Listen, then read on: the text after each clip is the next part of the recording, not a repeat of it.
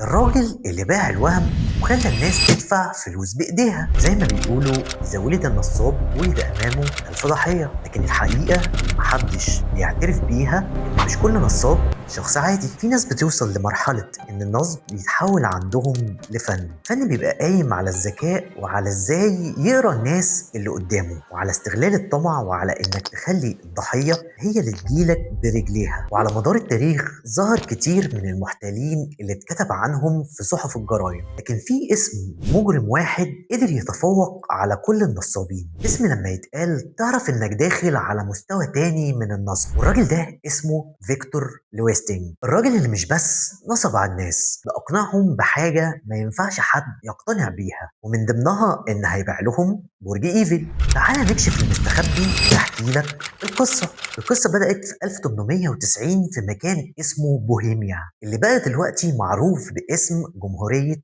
التشيك.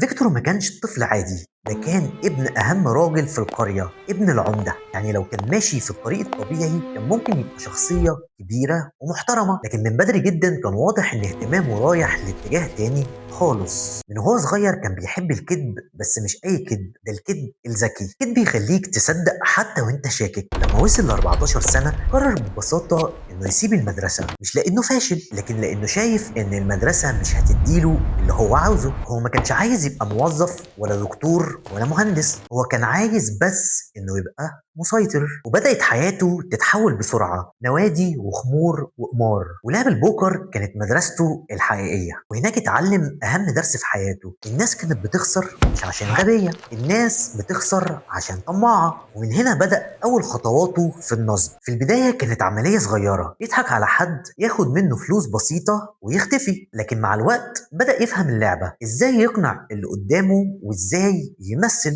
وازاي يديك احساس بالامان قبل ما ياخد منك اي حاجة. والمرحلة اللي غيرت حياته كان لما اشتغل على سفن ما بين اوروبا والولايات المتحدة الامريكية. هنا فيكتور لقى كنز حقيقي: ركاب كتير اغنياء مسافرين للترفيه وعندهم استعداد انهم يدفعوا اي مبلغ عشان يحسوا انهم مميزين. كان بيقدم نفسه ليهم على انه مرشد سياحي مثقف ولبق وبيتكلم اكتر من لغة، وكان بيقعد يحكي لهم عن تاريخ الاماكن وبعدين يعرض عليهم قطع ثمينة زي التماثيل والتحف النادرة، والضحايا يشتروها ويفتكروا انهم كسبوا صفقة العمر. فيكتور ما كانش بس نصاب، ده كان ممثل محترف، مظهر شيك، لبس، اسلوب مميز جدا. ما كانش فيه اي حاجة تخليك تشك فيه، بل بالعكس اسلوبه يخليك تحس انك محظوظ انك قاعد معاه. ده غير كده كان عنده حاجة اخطر بكتير: ذكاء في قمة الرعب، وكان دايما بيبتكر طرق جديدة للنصب وما بيكررش نفسه بسهولة. وكمان كان معاه أكتر من 50 جواز سفر مختلف، أسماء مختلفة، يعني لو انكشف في بلد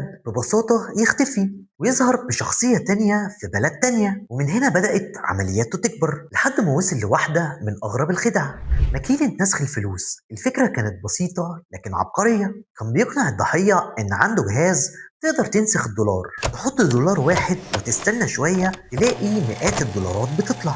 وطبعا كان بيعمل عرض قدامهم، والفلوس اللي كانت بتطلع 100% حقيقية. الضحية تنبهر وتشتري الجهاز بمبلغ كبير، لكن في الحقيقة إن الجهاز كان فيه فلوس متخزنة، وبعد ما تخلص يطلع مكانها ورق أبيض، والضحية ما كانش بيقدر يبلغ عنه لأنه داخل بنية التزوير. كل ده كان مجرد تمهيد لأكبر ضربة في حياته. بعد الحرب كانت باريس في حالة سيئة، وكان في كلام عن تكلفة صيانة برج إيفل، وكان محتاج فلوس كتير جدا. فيكتور قرأ الخبر، وفي اللحظة دي اتولدت في دماغه فكرة مستحيل تتصدق: هو ليه ما باعش برج إيفل؟ انتحل شخصية مسؤول حكومي وقال إنه شغال في وزارة التلغراف، ودعا مجموعة من رجال الأعمال الكبار في اجتماع سري. بدأ يتكلم بثقة ويشرح لهم إن الحكومة قررت تبيع البرج كخردة، وكل ده بسبب تكلفة الصيانة، وبدأ يطلب منهم عروض. والمفاجأة إنهم صدقوا وبدأوا يتنافسوا، وفي النهاية واحد منهم اشترى البرج فعلا ودفع عليه آلاف الدولارات. وفيكتور اختفى وسافر فورا، واللي حصل بعد كده كان أغرب